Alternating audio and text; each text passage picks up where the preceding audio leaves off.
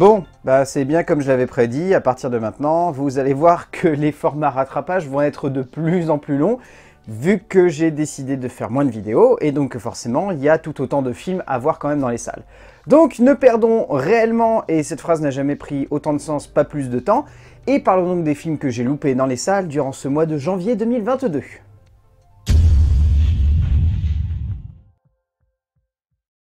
Bon, lui pour le coup, c'est vraiment un gros rattrapage de décembre que j'ai découvert que tout récemment dans les salles, mais en même temps, lorsqu'il est sorti, j'avais pas du tout envie de le voir. Un projet qui ne m'a pas vraiment titillé lors de sa sortie en salle puisque se posant simplement comme une espèce d'immense mélodrame familial sur fond de success story avec surtout un Will Smith au centre d'une sacrée polémique avec son cachet indécent. Mais pour autant la surprise pouvait être là, surtout au vu des nombreuses nominations que le film semble rafler dans les nombreuses cérémonies américaines dernièrement. Le projet est plutôt bien foutu dans son genre, assez simple dans sa forme, et on sent que le réalisateur Reynaldo Marcus Green ne veut pas forcément en faire trop en termes d'esthétique, de puissance visuelle ou narrative, puisque son récit prend déjà beaucoup de place face à sa caméra. Mais du coup, il en résulte une forme assez énergique et entraînante qui se tient, et qui donne à ce parcours de vie assez fou une dimension humaine et affective qui fonctionne assez bien dans son genre. Cela ne cherche jamais à révolutionner le genre du biopic, clairement on sent que c'est pas l'ambition du cinéaste, mais ça lui donne de jolies lettres de noblesse, donc ça passe.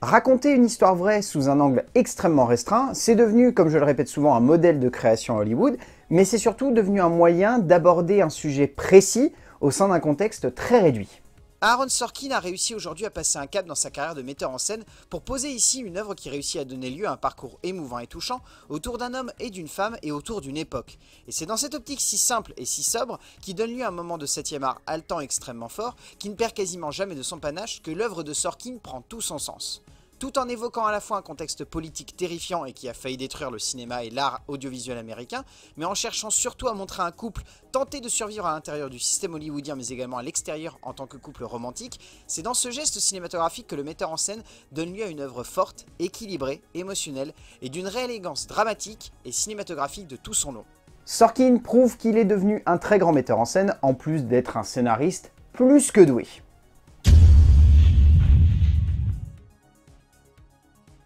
Le cinéma aime jouer sur les apparences et adore surtout mettre en scène des personnages qui manipulent, qui usurpent des identités, qui se moquent les uns des autres, bref, des êtres humains dans leur plus grande splendeur.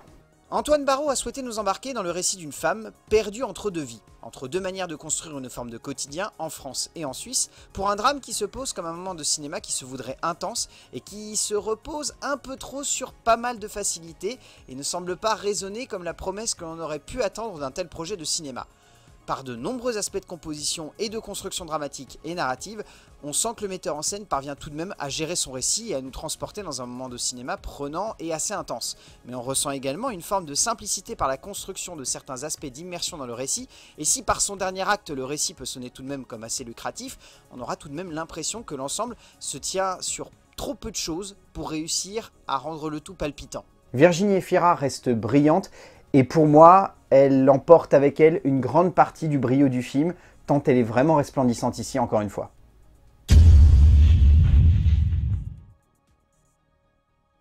Les récits s'inspirant de travaux d'investigation sonnent comme une douce promesse aux oreilles d'un cinéphile, tant cela peut donner lieu à un récit extrêmement prenant ou à une œuvre surtout très immersive et très ancrée dans la société. Et sur le papier, le long métrage d'Emmanuel Carrère ressemblait exactement à cela, avec cette adaptation du récit en immersion de Florence Aubenas, pour un moment de cinéma qui se voulait aussi bien être un témoignage d'un instant T dans une société française malmenée, qu'un récit cherchant également à mettre en forme les humains au cœur de cette société de la manière la plus crédible mais également émotionnelle. Le récit qui en découle est assez facile et prévisible par de nombreux aspects, mais sonne également comme un joli moment de cinéma parvenant à mettre en relief avec beaucoup de pragmatisme le social de notre temps, par le biais d'un œil cinématographique privilégiant le réalisme, mais n'oubliant pas le narratif, et une réalisation comprenant l'art de l'immersion, sans laisser de côté la beauté d'un cadre et l'efficacité d'un montage pragmatique. Si ce n'est pas une œuvre renversante, c'est clairement une œuvre rondement et efficacement emmenée par un cinéaste qui sait exactement dans quelle direction porter son récit.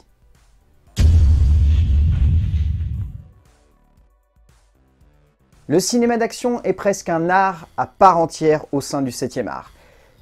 Et malheureusement aujourd'hui, il y a de plus en plus d'auteurs qui le malmènent comme c'est pas permis.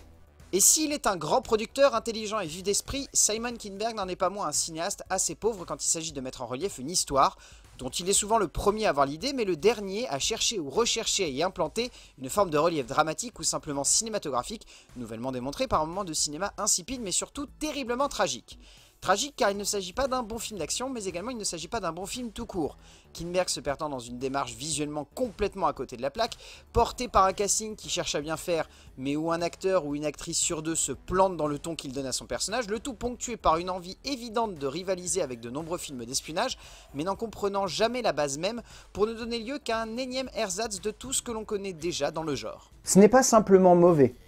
Pour moi, ce qui caractérise ce film, c'est que c'est exécuté pour les pires raisons possibles.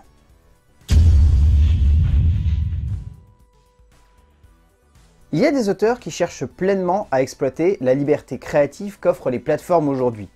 Et un bel exemple, c'est permis de faire une petite extravagance et une petite folie au sein d'Amazon Prime. George Clooney en est un exemple magnifique puisqu'après un passage par la science-fiction et le fantastique au cœur de la plateforme Netflix, le voici, adaptant les mémoires d'un Américain moyen au cœur d'une œuvre cherchant avant tout à se construire comme un parcours de vie émouvant et touchant, pour un moment de cinéma qui touche, sans forcément bouleverser ou même chambouler les codes du genre. On reste dans un moment de 7e art qui ne parvient pas forcément à résonner comme une véritable prouesse, comme cela a pu être le cas par le passé. En termes de mise en scène, de la part d'un George Clooney qui tient son objet de cinéma plutôt correctement, mais qui ne le pousse peut-être pas assez dans ses retranchements, donnant simplement lieu à une œuvre efficace et tendre, à l'image de son titre, mais qui ne va pas forcément sonner comme la grande promesse de cinéma que le metteur en scène américain aurait pu nous apporter. Notons en plus que le casting est absolument impérial et donne une force inimaginable au métrage.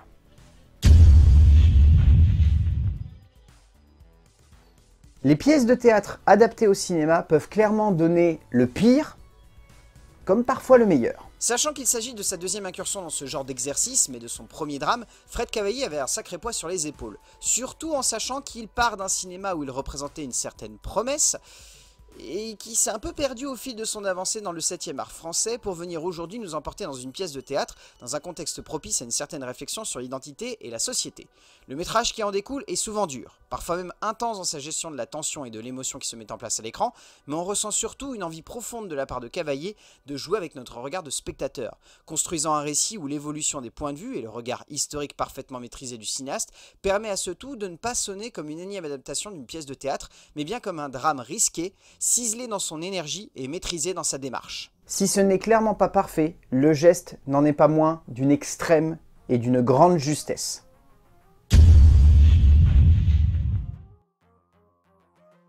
Les films traitant de l'insertion des jeunes au sein de la société, c'est presque devenu un phénomène de mode au sein du cinéma français, tant on a l'impression qu'il y en a un qui sort au moins tous les mois. Nessim Chikawi a choisi ce sujet car il vient de ce milieu-là et qu'il souhaitait évoquer cette thématique sous cette forme au spectateur pour à la fois le rapprocher de sa propre expérience mais également mettre en relief de la meilleure manière possible ce que les éducateurs ressentent parfois face à une situation qu'ils ne maîtrisent pas et que la société ne les aide pas forcément parfaitement à contrôler également. Le métrage qui en découle n'est clairement pas une œuvre subtile dans le geste qu'il développe, Chikawi ayant tendance à céder trop facilement aux clichés et à la facilité du genre, se perdant un peu dans une démarche cinématographique pas toujours aussi fine qu'espérée et donnant parfois simplement lieu à un énième drame, cherchant à se ponctuer par des instants où il y a quelques traits de comédie, mais n'apportant pas vraiment grand chose de plus au spectateur, si ce n'est une attache évidente à ces jeunes et ces éducateurs, cela étant grandement dû au jeu brillant des différents interprètes. Mention spéciale à Shaim Boumdine, excellent et juste impressionnant du début à la fin du film.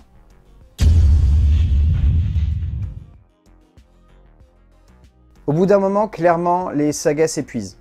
Le cinéma d'animation en est un bel exemple, je pense qu'on aura même un autre exemple de ça courant mars sur Disney+.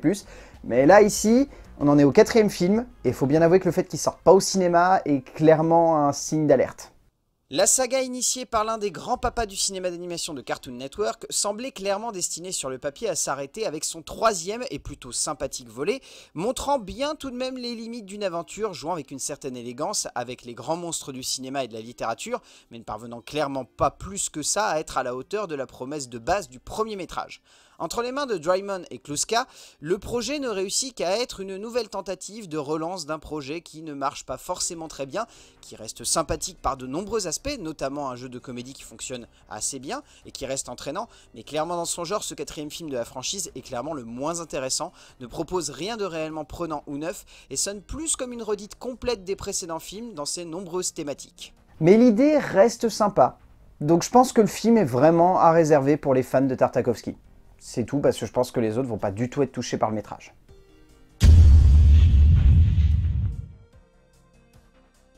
Le portrait d'une grande dame se doit d'avoir du panache, mais surtout de chercher à comprendre pleinement son caractère pour ne pas livrer qu'un énième biopic qui se perdrait dans une espèce d'immense masse. Pablo Larraín a clairement montré depuis une petite dizaine d'années une fascination indéniable autour des grandes dames de l'histoire, qu'elles aient participé de près comme de loin à son déroulement, mais il est sûr et certain que le cinéaste a su les mettre parfaitement en relief, comme il réussit une nouvelle fois à le faire avec la grande et fascinante Diana, qui prend ici une forme cinématographique attachante et terriblement intime. Le metteur en scène argentin développe et met parfaitement en relief son aventure royale au cœur d'un récit cherchant à mettre en forme un repas de Noël cristallisant à merveille le caractère de la femme avant de mettre en perspective la figure royale que l'on connaît tous, pour une œuvre intime et flamboyante qui peut sonner comme un peu larmoyante par instant ou presque pathétique dans la forme que prend l'héroïne, mais malgré tout il est indéniable que tout cela fonctionne à la perfection par le biais de la mise en scène folle et incandescente d'un Pablo Larraín inspiré et magnifique. Le tout parfaitement mis en relief par la performance absolument géniale de Kristen Stewart, qui démontre bien qu'elle a envie de se révolutionner, et ici c'est exactement ce qu'elle fait.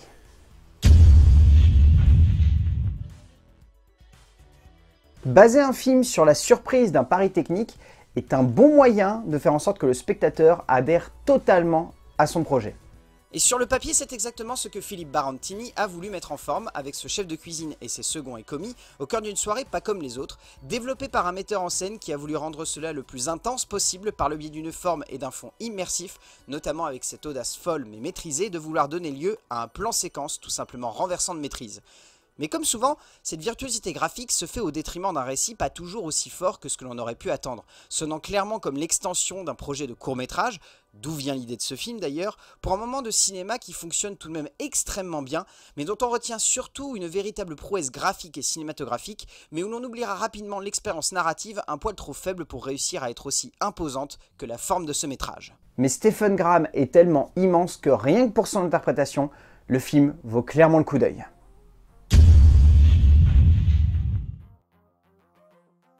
Certains projets, notamment de ce genre, il faut bien l'avouer, posent une base qui semble très prometteuse si on s'arrête à celle-ci. Mais parfois, la base ne suffit pas à donner lieu à un moment de cinéma aussi remarquable que ses prémices. Et c'est exactement ce qui se passe avec le premier film de genre de Marc Fouchard, qui, après avoir choisi de s'ancrer dans le récit de Danse urbaine, décide de nous proposer cette plongée nocturne avec un serial killer qui va rapidement s'éprendre d'une belle et jeune femme muette dont il va chercher à conquérir le cœur. Le film a un énorme défaut, qui le plombe de tout son long, car s'il est indéniablement classe par de nombreux aspects de mise en scène et par une forme plutôt rondement menée par Fouchard, le film est un amoncellement de clichés et de facilités du genre que l'on a déjà vu, mis en scène avec beaucoup plus de panache et de classe, et que ici, même si l'ensemble est prenant, c'est un peu trop facile pour réussir à réellement tirer son épingle du jeu. Et un tout petit point noir aussi, je trouve que Kevin Michel, dans le rôle titre, n'est pas toujours très bon. Alors que c'est un acteur qui, je trouve, a une gueule. Mais ici, elle n'est pas bien exploitée.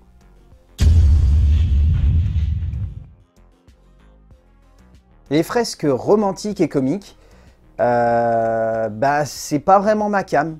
Alors je sais qu'au moment où on parle, là, on est quasiment à la veille de la Saint-Valentin, mais alors vraiment, ce genre de film, c'est pas du tout ma came. Donc vous imaginez bien que c'est avant tout par la promesse de ce casting plutôt sympathique que je me suis retrouvé devant le nouveau long métrage de Christopher Thompson pour une œuvre qui sonne comme une pure et classique comédie romantique dans le genre n'apportant absolument rien de neuf ou simplement rien de créatif à un postulat que l'on connaît par cœur et qui est d'un vu et revu sirupeux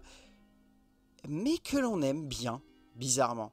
Je suis le premier surpris mais j'ai passé un moment plutôt agréable devant cette œuvre. Quoique il faut bien avouer que c'est un peu trop long pour ce que le métrage a à nous raconter, mais malgré tout, malgré une facilité de développement et de construction des personnages qui repose sur un affect émotionnel poussé dans un extrême souvent caricatural à en crever, faut bien avouer que le tout marche, amuse, entraîne, et que Thompson, malgré d'énormes sabots, parvient à tenir en apportant avec lui un Arnaud Ducré et une Géraldine Paillasse assez attachants et tenant à merveille l'ensemble de la narration. C'est clairement lourd, mais en même temps c'est finalement assez attachant dans son genre. Donc je suis prêt à passer l'éponge.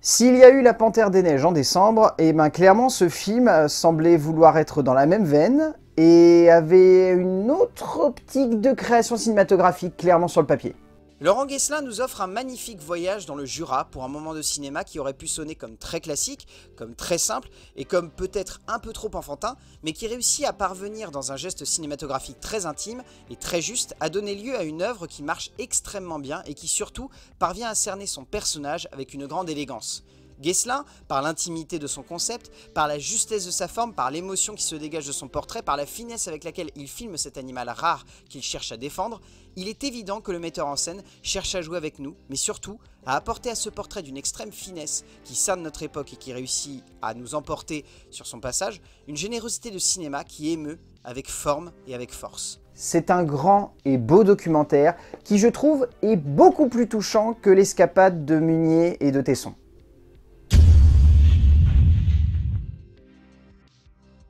La politique et le cinéma sonnent comme deux univers qui sont totalement et radicalement opposés, mais dont le mélange peut potentiellement amener quelque chose de très intéressant au sein du cinéma. Mais souvent, voire même la plupart du temps, on peut avoir la sensation que ce mélange est un peu trop survolté pour réussir à totalement nous passionner. Et pour le coup, le récit de Thomas Kruithoff avait tout du parfait exemple de drame politique ne cherchant pas forcément à être intense, mais avant tout très réaliste dans sa démarche. Et lorsque l'on voit le moment de cinéma qui nous pose devant nous, on peut comprendre que certains soient réfractaires. Mais indéniablement, face à la générosité dramatique et cinématographique de l'ensemble du cinéaste français, couplé à un travail d'acting impérial de la part de Reda Kateb, mais surtout encore une fois d'Isabelle Huppert, le cinéaste donne lieu à un moment de cinéma prenant et radical, généreux et dramatique, qui donne toute sa puissance au message final du metteur en scène, un message dans l'air du temps, parfaitement ancré dans une actualité plus brûlante que jamais, où son métrage sonne comme engagé. C'est très difficile d'accès, je préfère le repréciser, mais la récompense est tellement satisfaisante que rien que pour ça, ça vaut potentiellement le coup d'œil si vous êtes fan du genre.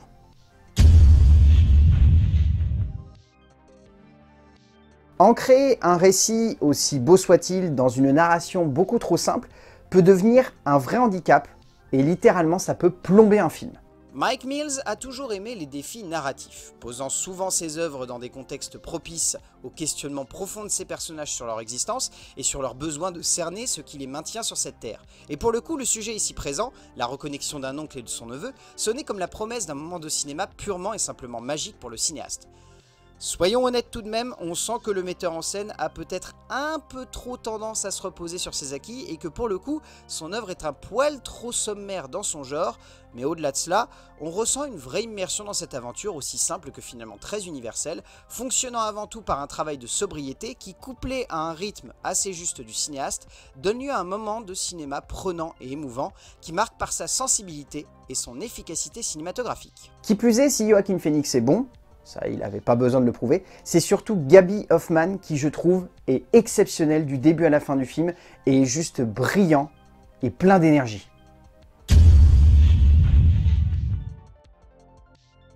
Le cinéma d'animation japonais, et notamment la transposition sur grand écran de pas mal d'animés à succès là-bas, c'est devenu une chose que tout récemment on a découvert, nous francophones, au sein des salles, même si on était déjà connaisseurs,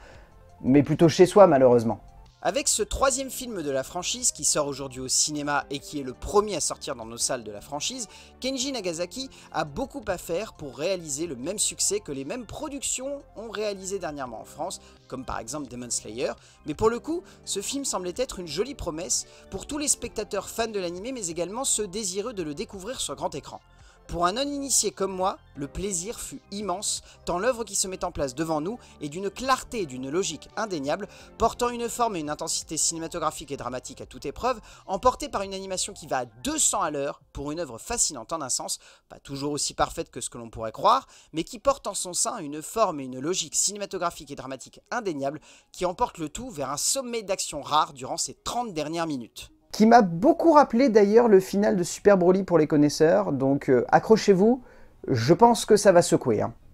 et j'ai une grosse pensée pour ceux qui voient le film en 4DX.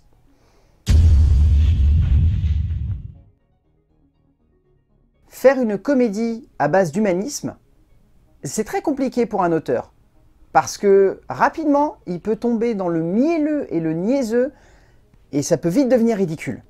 Bernard Campan et Alexandre Jolien forment une équipe surprenante pour chercher à porter à l'écran le récit simple mais pour autant émouvant d'un philosophe sur roue libre et panier bio et d'un croque-mort en pleine quête de compréhension de sa place au sein du monde pour un moment de cinéma qui se veut avant tout être une jolie réflexion autour du sens de la vie et de la compréhension de soi et de son être face au fatalisme. L'œuvre qui en découle est extrêmement touchante, d'une grande humanité et d'une beauté à toute épreuve pour un moment de cinéma qui transmet avec plaisir et jovialité un positivisme qui rend heureux, qui transmet les meilleures ondes possibles pour un film tout simplement heureux. Heureux d'être là, heureux de transmettre positivement son message, heureux de sonner comme un moment de 7e art qui aurait pu être trop simple, mais qui heureusement pour nous ne l'est absolument jamais, pour notre plus grand plaisir. C'est resplendissant de bonheur, et la vache, j'étais comme ça tout le long du film. C'est un plaisir à voir.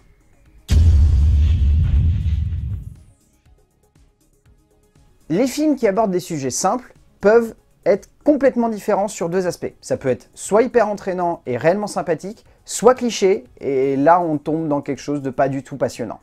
Charles et Daniel Keenan emportent avec eux une aventure cinématographique d'une facilité et d'un classicisme déconcertant qui dans ses prémices a du mal à parfaitement nous convaincre, notamment par un développement dramatique et cinématographique qui ne sonne pas comme le postulat d'une comédie potache qui cherche à se mettre en place par la suite au cœur de ce récit extrêmement simple. Bien que Kevin James soit un acteur que je trouve sympathique et que le récit qu'il nous offre est d'une extrême sincérité, on ressent pour autant une forme de cliché qui amène tout du long du métrage une sensation de déjà-vu qui ne brille pas du tout par la finesse de sa construction et de son développement des personnages. Mais surtout, même si le film est entraînant par de nombreux aspects, on ne peut s'empêcher de ressentir que tout cela est un peu vain et un peu triste même dans son rythme et sa forme. Cela reste assez plaisant, faut être sincère, mais pour une comédie, c'est pas très bon. Et qui plus est, Ted Lasso a fait bien meilleur dans un univers beaucoup plus compliqué à aborder au sein de la comédie. Je vous avais dit que ça serait plus long. J'espère que pour les quelques passionnés qui sont restés avec moi, ça vous a plu. Je pense que le mois prochain sera autant garni. J'ai commencé à faire le point, mais vraiment, il va y avoir beaucoup de films à rattraper. Et je pense qu'on va bien se marrer tout du long de cette année 2022. Mais n'oubliez pas, ce que je dis à chaque fois à la fin de cette émission, ce n'est pas parce que l'on ne parle pas de ces films qu'ils sont forcément mauvais.